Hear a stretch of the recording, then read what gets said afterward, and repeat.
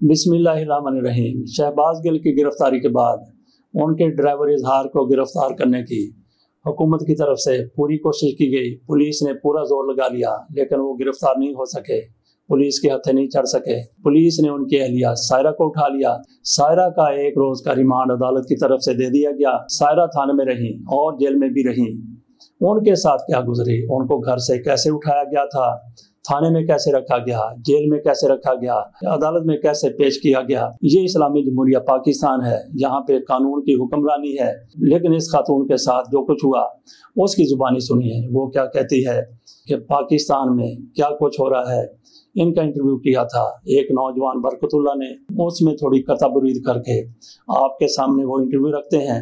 इसके साथ साथ उसके भाई का भी इंटरव्यू किया गया था, नुमान का। उसने जो कुछ कहा वो भी आपके सामने रखते हैं। इससे आपको पता चलेगा कि रियासत में किस तरीके से जुल्म हो रहा है, किस तरीके से सितम हो रहा है, किस तरीके से बेदादों की दाद रसीद नहीं होती। आइए मुलाहिजा फरमाइए इन 2 बहन भाइयों का इंटरव्यू। ये इस तरह से स्टार्ट हुआ कि रात को 2:30 बजे का टाइम था।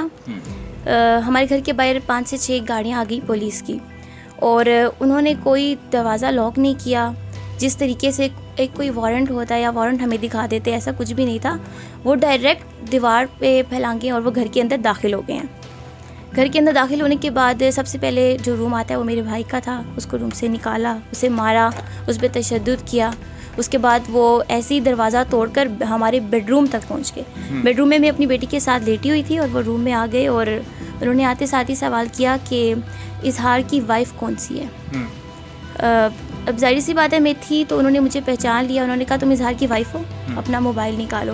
मैंने कहा मेरे पास मोबाइल नहीं है ना, पर आप क्यों आ गए इस तरह से, आपके पास कोई वारंट है? उन्होंने कहा मोबाइल दो जिस पर अभी 1 घंटा पहले तुम इजहार से बात कर रही थी। यकीनन उन्होंने हमारे नंबर ट्रेस किए, वो यहाँ तक आए, क्योंकि हमें अंदाज़ा ही नहीं था कि अचानक से, आप ये समझ लें कि अचानक से ज़िंदगी में कोई ट्विस्ट आ गया, कोई फिल्मी सीन स्टार्ट हो गया कि हम अपने घर में बैठे और पुलिस दाखिल हो गई है। डायरेक्ट हमारे बेडरूम के अंदर दाखिल हो गए। ये थी तकरीबन कोई 5 से 6 गाड़ियाँ थी, ज़्यादा गाड़ियाँ थी, ज़्यादा लोग थे। तकरीबन अब तो बताया जा रहा है कि 3 थानों की पुलिस थी। ये मुझे लेकर गए हैं। सबसे पहले मेरे वालिद साहब, वो बुजुर्ग हैं, उन्होंने कहा कि आपको पता है कि कोई बाप बर्दाश्त कर सकता है उसके सामने इतने सारे पुलिस वाले आ जाएँ और उसकी बेटी को ऐसे पकड़ के लेके जा रहे हो कि चलो हमारे साथ। बाप कैसे बर्दाश्त, बाजू से पकड़ कर ले गए? बिल्कुल, उन्होंने मुझे बाजू से पकड़ा कि हम इसको लेके जाएंगे। लेडीज पुलिस इनके साथ एक थी, एक फीमेल थी।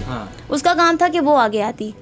इन्होंने मुझे पकड़ा और इन्होंने कहा कि तुम हमारे साथ चलो। मेरे अब्बू ने कहा कि नहीं, मेरी बेटी को ऐसे आप नहीं लेकर जा सकते, मेरी बेटी को कैसे लेके जा रहे हो, कोई वारंट होता है, आप हमें कोई वारंट दिखा दें, आप इसे मत लेकर जाएं। इन्होंने कहा नहीं, हमें कुछ सवालात करने, हम सवालात करके आपकी बेटी को आपके पास भेज देंगे। इन्होंने उनको इस तरीके से कहा कि हम आपकी बेटी को ले आएंगे वापस। बस एक दफ़ा इसको यहाँ से लेके जानी थी, मुझे ज़बरदस्ती लेकर ले गए और इन्होंने मुझे गाड़ी में बिठा दिया।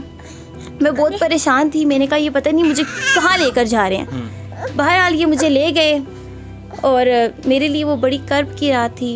मुझे लेकर थाने में चले गए और इन्होंने मेरा मोबाइल दिया मुझे कि अपना मोबाइल ओपन करें, इसमें जो पासवर्ड है वो इंटर करें। उसके बाद इन्होंने मुझे कहा चलो हस्बैंड को कॉल मिलाओ। मैंने कहा इसमें जो है वो, इन्होंने कहा रब्ता तो है तुम्हारा हस्बैंड के साथ। तो व्हाट्सएप पे मैंने हस्बैंड को कॉल की और उसको स्पीकर पे लगाया और उन्होंने कहा पूछो हस्बैंड से, वो कहा। उसके बाद ये मुझे लेकर गए सितारा थाने में, वो वुमेंस का थाना है, वहाँ पर ये लेकर गए। मुझे पता था लोकेशन का तो कि ये मुझे उस थाने में लेकर गए। फिर जब मेरे हस्बैंड से बात करवाई स्पीकर पे कि हस्बैंड से पूछो कि तुम कहाँ हो, मैंने उनसे पूछा कि आप कहाँ पर हैं, आप जहाँ कहीं भी हैं आप आ जाएँ, ये लोग आपको बुला रहे हैं। उन्होंने कहा तुम आ जाओ, तुम आओगे तुम्हारी हम वाइफ को छोड़ेंगे, अगर तुम नहीं आओगे तो हम तुम इसकी शक्ल नहीं देख सकते। बहरहाल फिर उन्होंने मुझसे फ़ोन ले लिया, इनके हस्बैंड से बात होती रही। अच्छा, उसमें एक पॉइंट ये था कि जब मैंने हस्बैंड से बात की तो मैंने उसको बताया कि इजहार ये लोग मुझे सितारा विमेंस थाने में लेकर आ गए हैं। मैंने उसको लोकेशन बता दी थी। उसके बाद क्या हुआ कि इन्होंने आपस में बात की कि इसने थाने के बारे में नाम ले लिया, इसकी लोकेशन चेंज करो।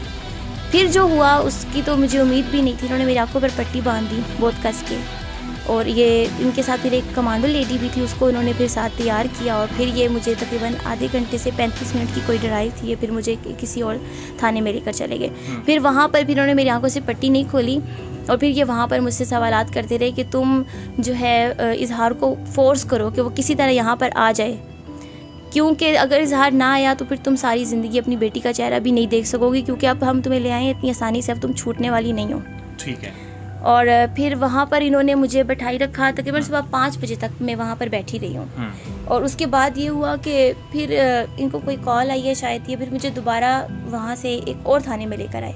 अच्छा, जिस थाने में ये मुझे दोबारा लाए वो सितारा वाला वुमेंस थाना ही था, लेकिन उस दफ़ा मुझे नहीं पता था क्योंकि मेरी आंखों पर पट्टी बंधी हुई थी।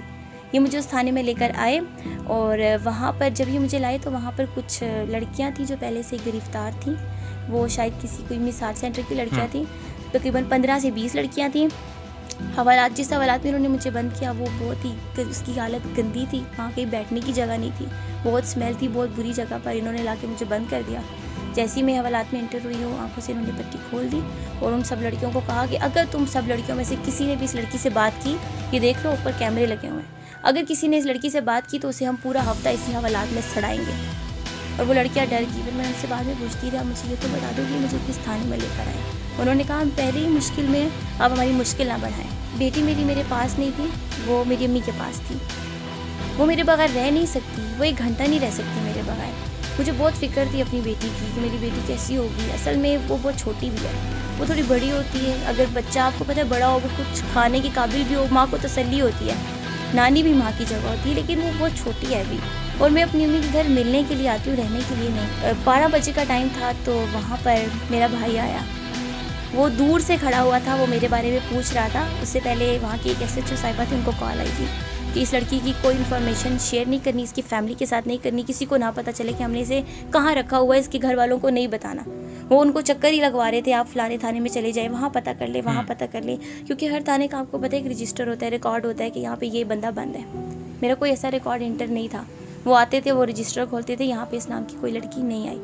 अब क्या हुआ, मेरा भाई दूर खड़ा था क्योंकि मैं वहाँ बैठी नहीं, मैं हवालात में खड़ी थी। मैंने दूर से, मैंने अपने भाई का चेहरा नहीं देखा, खाली एक उसका बाजू और शर्ट मैंने देखी और मैंने दूर से पहचाना कि ये तो मेरा भाई है, नोमान।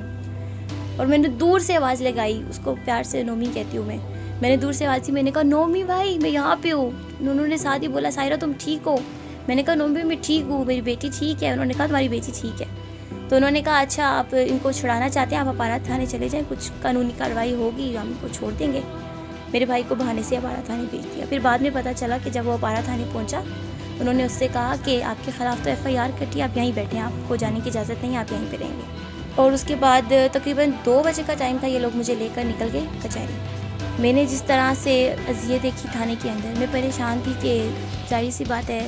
और फिर मैंने बहुत सी बातें सुनी हुई हैं जेल के बारे में, जेल का माहौल ऐसा होता है, ऐसा होता है। मैं परेशान थी कि मेरी बेटी का क्या होगा। उसमें ज़्यादा यही पूछा जा रहा था कि इजहार तुम्हारा शौहर शहबाज गिल के करीब है, उसके पास उसके कुछ सीक्रेट्स तो होंगे, तो इसीलिए तुम्हारा शौहर हमें हर हाल में चाहिए। तुम्हारा शौहर हमें मिल जाए तो फिर उसके बाद हम सोचेंगे कि तुम्हारा क्या करना है, तुम्हें छोड़ देंगे। ज़्यादा सवाल जो थे वो मुझसे मेरे हस्बैंड के बारे में किए गए, और हाँ मुझसे मोबाइल के बारे में भी सवाल था कि तुम तो अपने हस्बैंड के करीब, आपको पता है वाइफ होती है, तो फिर तुम्हें तो पता होगा कि मोबाइल कहाँ पर है। शहबाज गिल का मोबाइल, शहबाज गिल का मोबाइल मेरा इस वक्त 10 तारीख को उन्होंने मुझे उठाया था। उसके बाद से अब तक मेरा अपने हस्बैंड के साथ कोई रब्ता नहीं है। कि जिस तरह पूरा पाकिस्तान मेरे साथ खड़ा हुआ, मेरी बेटी के साथ खड़ा हुआ, मैं वो हूँ जो अपने हस्बैंड से दिन में 10 दफ़ा कांटेक्ट करती थी, रह नहीं सकती थी उनके बगैर, कि मुझे हमेशा उनके साथ टच में रहना कि आप कहाँ पर हैं, क्या कर रहे हैं। तो मैं जानती हूँ कि इंशाल्लाह मेरे हस्बैंड भी इंशाल्लाह इस चीज़ से जल्द निकल जाएंगे और हमारी जल्द मुलाकात होगी। उन्होंने मुझसे कहा कि तुम्हें हम कुछ बयान है जो तुम्हें हम बताएंगे, हम तुम्हें बयान बताएंगे, वो बयान तुमने देने हैं शहबाज के गिल के ख़िलाफ़ और इजहार के ख़िलाफ़ भी देने हैं, और इस तरह से देने हैं कि इजहार तुम्हारा तुम्हारी बहन का हस्बैंड है, तुम्हारा बहुत करीब है, फैमिली मेम्बर है, वो तुम्हें कुछ ऐसी जगहों पे साथ लेके जाता रहा है, कुछ सीक्रेट्स वो तुम्हारे साथ शेयर करता रहा है। हम तुम्हें बयान बताएंगे, तुमने इस किस्म के बयान देने हैं जिसके ऊपर हम तुम्हें इनाम भी देंगे, लेकिन अगर तुम हमारी ये बात मान लो। तो ये एक बहुत फ़िक्र वाली बात थी हमारे लिए कि शुक्र है कि अब मेरा भाई घर आ गया, वो लोगों की किसी किस्म की सियासत का हिस्सा नहीं बना। जब मैं अपारा थाने में मैं गया तो उन्होंने कहा जी आप बैठ जाएं, हम आपको बताते हैं, बिल्कुल आपको हम यहाँ से आपकी सिस्टर को दे के साथ भेजेंगे।